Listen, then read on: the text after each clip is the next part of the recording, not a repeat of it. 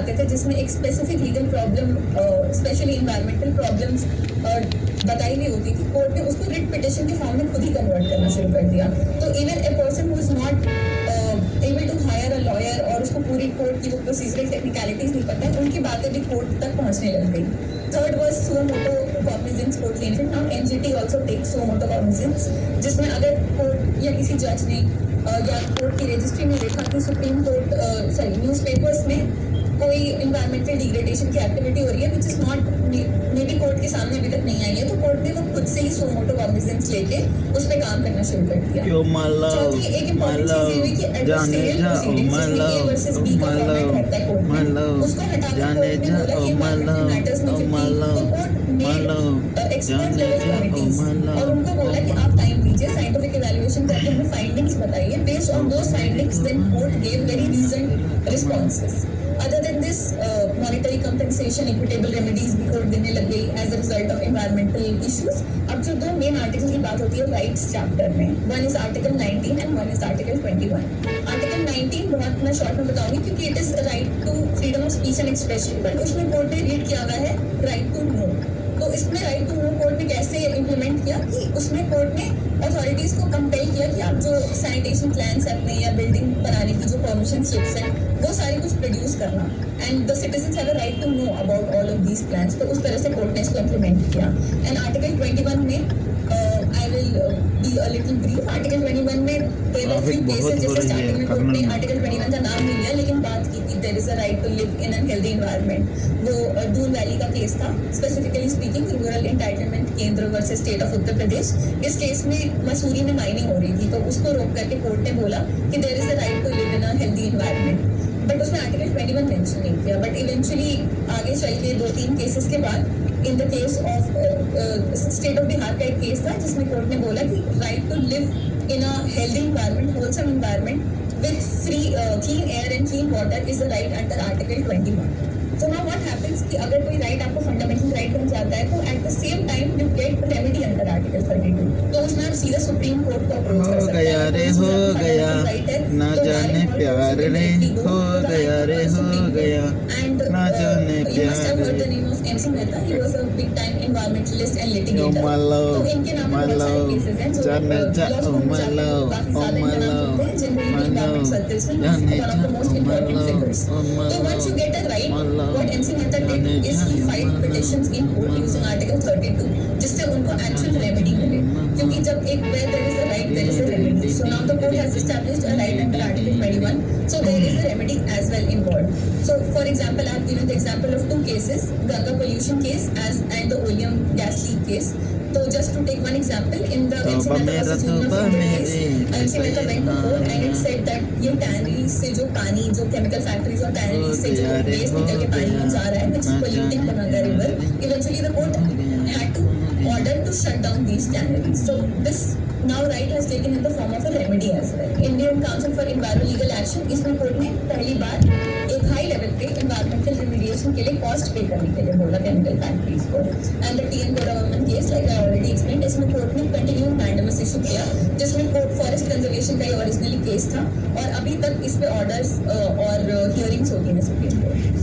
These were the most fertile years of the Indian constitution, जिसमें rights और remedies काफी ज्यादा इवॉल्व किए गए। You have been listening to a talk on environmental jurisprudence conducted by the Department of Justice. We slip into a short break.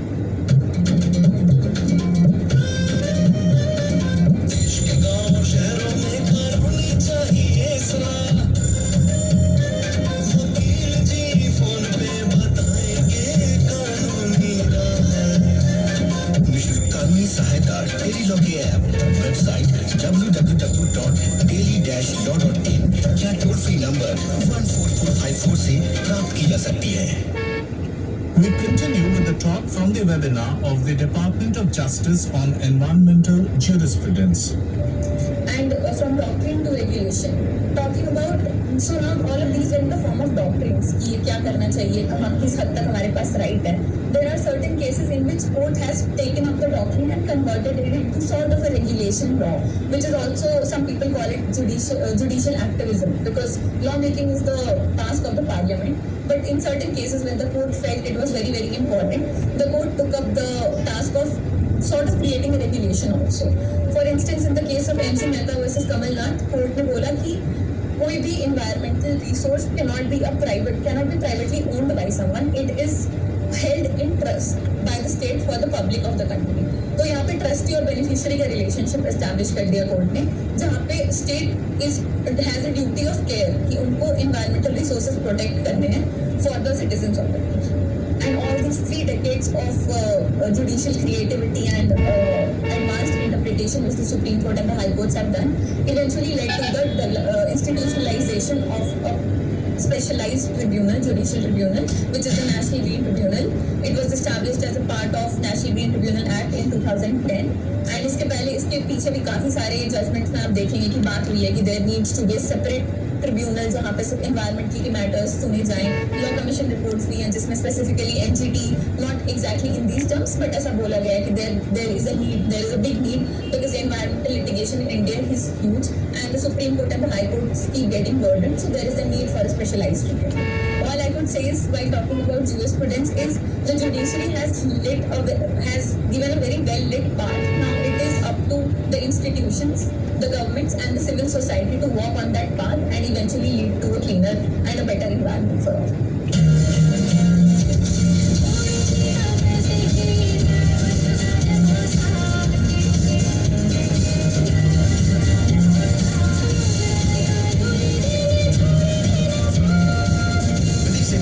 अधिनियम 1987 की धारा 12 के तहत पात्र नागरिक निःशुल्क कानूनी सहायता न्याय बंधु मोबाइल ऐप और www.probono-doj.in से प्राप्त कर सकते हैं. You have been listening to a talk on environmental jurisprudence by Anna A. Priya, Associate Legal, Center for WTO Studies, IIFT. This talk was part of a webinar conducted by the Department of Justice. ఇంతవరకు department of justice from ministry of law and justice వారి ప్రాయశ్చిత కార్యక్రమం విన్నారు.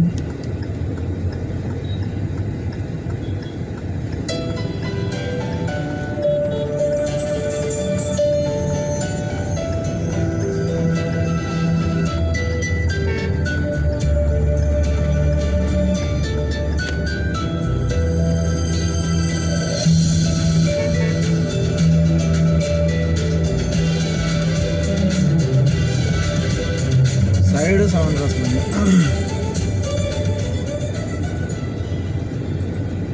तुझे देखा तो ये जाना सनम, ఆకాశవాణి కర్నూలు కేంద్రం. प्यार होता है दीवाना सनम. అసలు గెలుపు అంటే ఏంటి?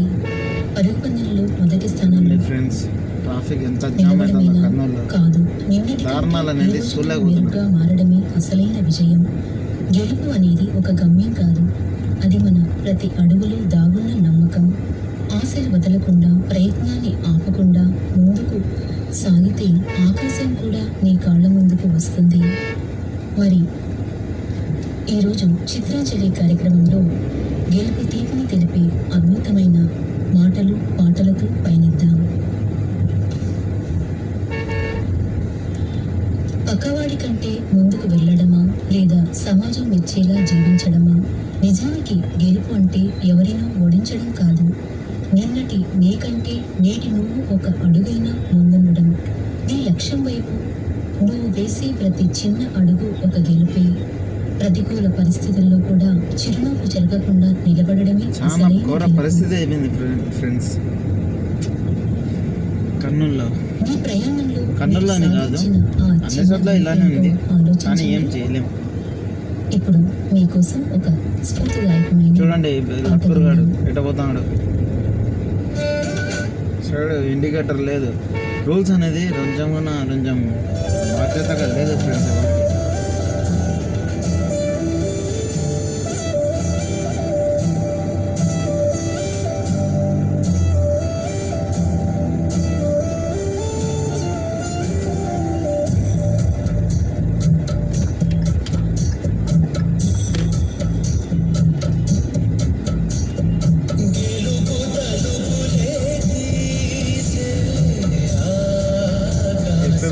పాటలు ఏడుస్తాను బ్రో.